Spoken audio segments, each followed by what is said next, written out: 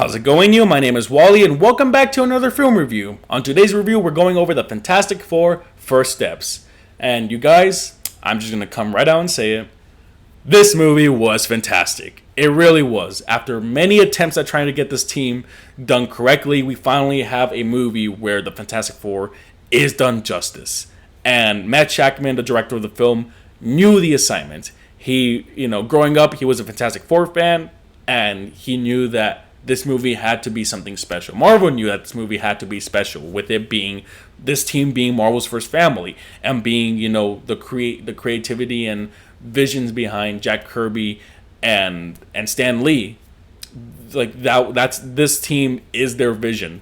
They created these characters, this team, this family.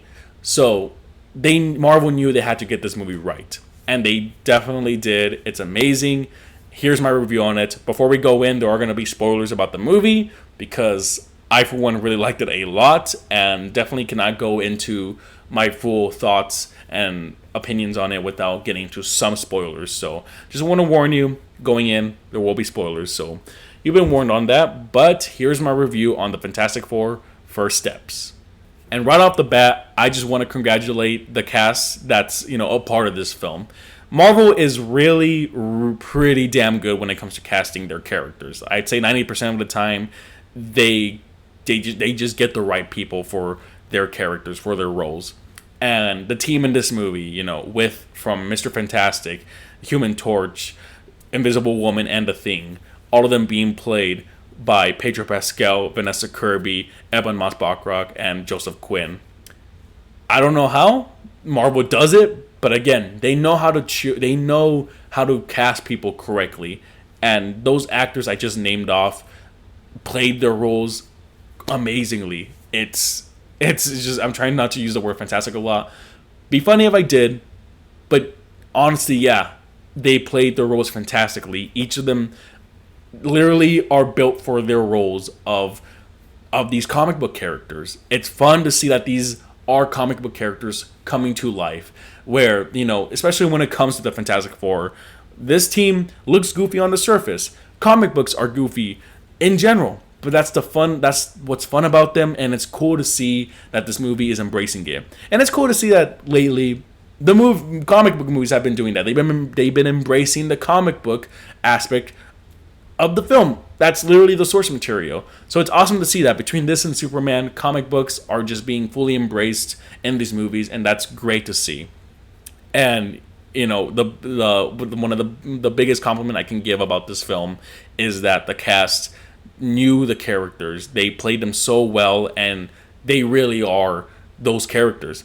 And even Pedro Pascal, who, that man has been in a lot of things lately, and I can definitely understand the annoyance of seeing this man everywhere. But the man can act. He's chosen for these roles for a reason. He's chosen to play these roles, and you can see the work being done. This man knows what he's doing, and when it comes to the role of Mr. Fantastic, he has a different accent compared to all of his other characters. This man is playing the smartest man alive, and you see that with his sense of trying to figure everything out, with being worried about certain outcomes to situations, to him doubting if he'll be a good father or if he'll be able to save anyone in his world. You see that doubt in Mr. Fantastic, and that's good to see. It's good to see that trait from a character who is really smart. But he has his doubts and he has flaws. Pedro Pascal delivers that performance really well, and is the second best performance of this film. Right behind him. I'm pretty bad at doing that. I was gonna say right behind him or right in front of, whatever. I said he's the second best performance. The first, I have to give it to Susan Storm, played by Vanessa Kirby. And with this movie being about parenthood and family dynamics, Vanessa Kirby playing Sue Storm, a mother, gives off that performance really well. And funny enough, she's actually pregnant at the moment. In her interview, she's gone on about saying how this movie has helped her prep up to be a mother, and it's, you can see that passion in her acting, and especially in this movie where you see her being this motherly character, not just towards her child in the film, but also towards everyone else. She has this sense of empathy towards all, and is the reason why everyone can do better, can help out in any way they can, work together as a family.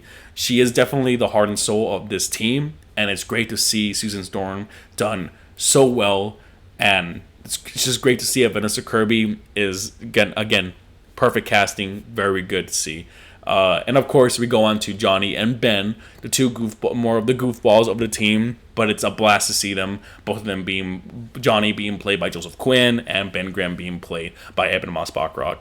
And if you know anything about their chemistry in previous, not even just in the old movies, but also in comic books and in cartoons and whatnot, this duo is goofy, and they poke fun at each other. They have a silly banter all the time, quips here and there.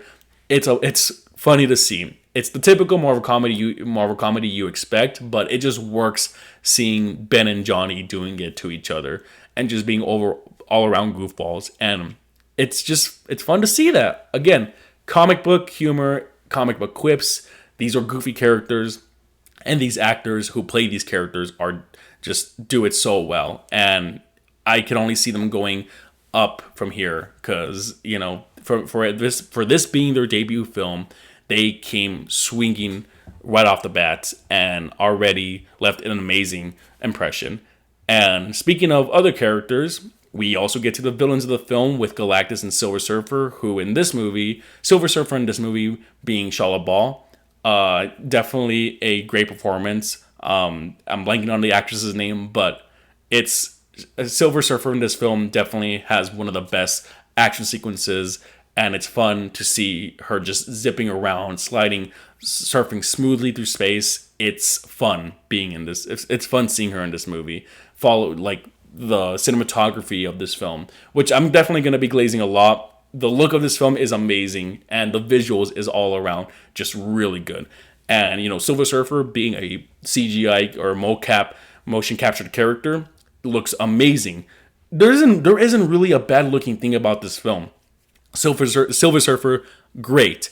Galactus, 10 times better. Galactus has finally been done justice, y'all. And that's great to see. Where we last saw him in a movie where he was just a literal cloud, this movie embraced the fact that this man is a literal space god and will eat your planet. And you feel that sense of danger and threat. This man is just, even when he's not on screen, Galactus just has this presence where you feel like this planet is literally doomed, and it's, shit's getting real. There are stakes, and that's awesome to feel finally for a Marvel movie where there's actual stakes. It got me on the edge of my seat seeing Galactus on screen for the first time, where you're just literally looking up at him. It's, again, danger. And that's great to see. It's that fear, I forgot what it's called, like megalophobia or something like that. Could be wrong. It's something around that line.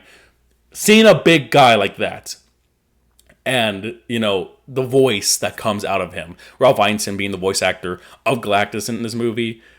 That's just who Galactus is. And it's so freaking cool to see that, man. Again, Galactus is done justice here. And, there could be arguments made that in the final battle, he, didn't really use his full strength, or he was just pretty much nerfed, which that could be fair.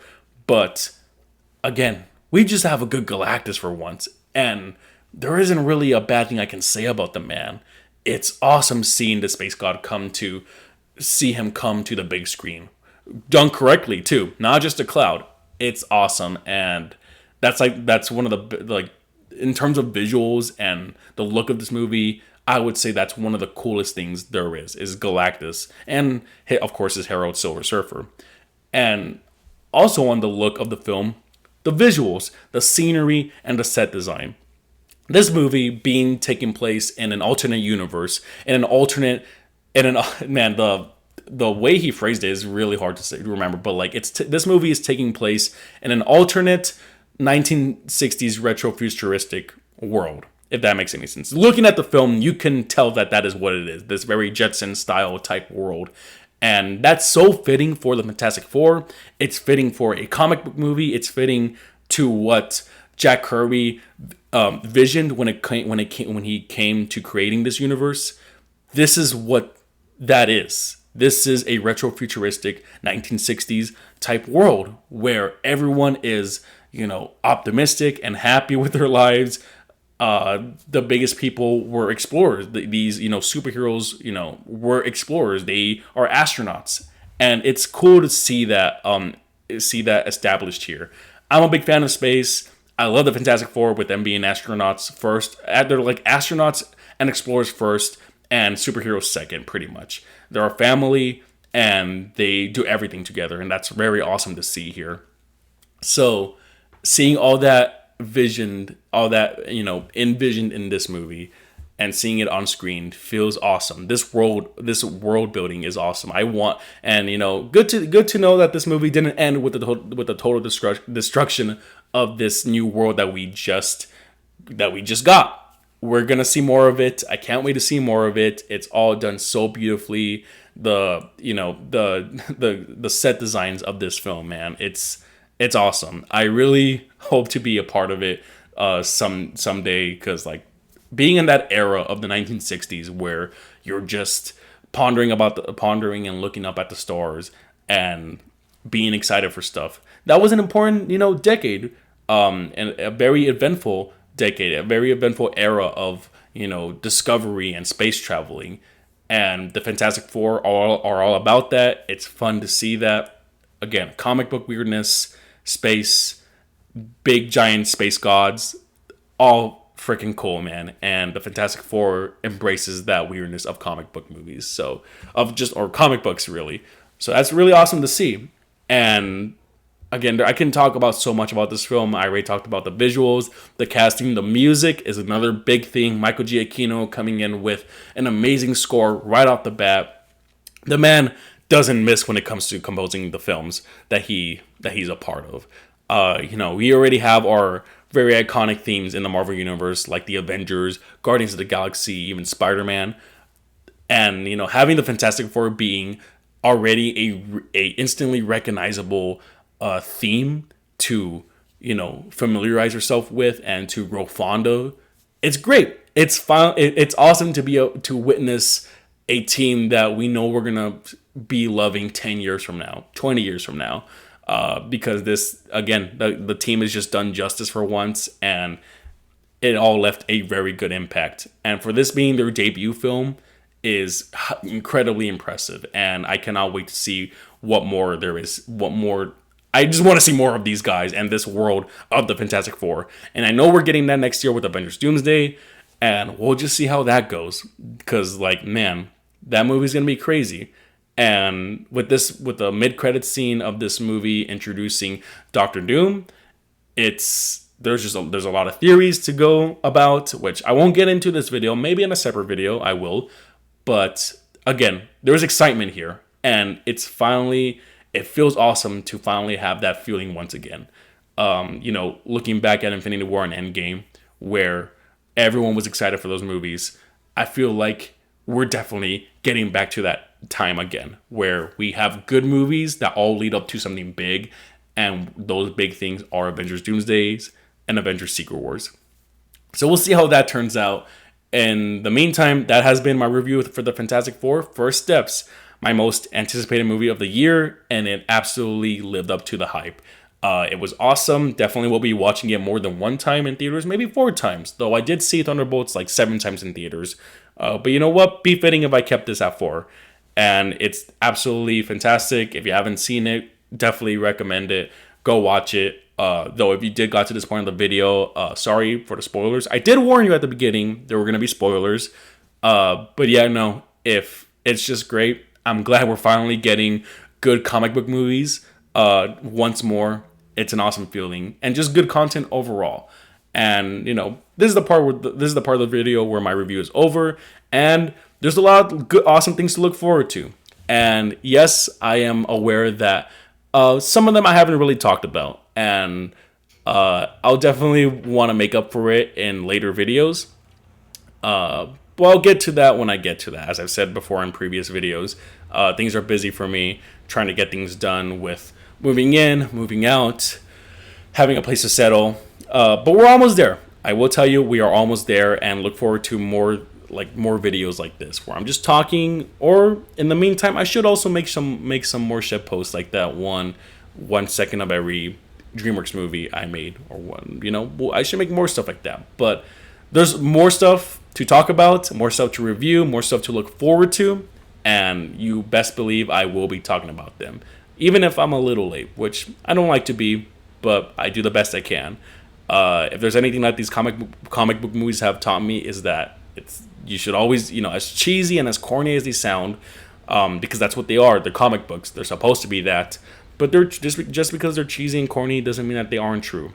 And what I've learned from these comic book movies is that you should always do your best. Just make the most of things. Trust the process. Trust the people around you. Just kind of be good.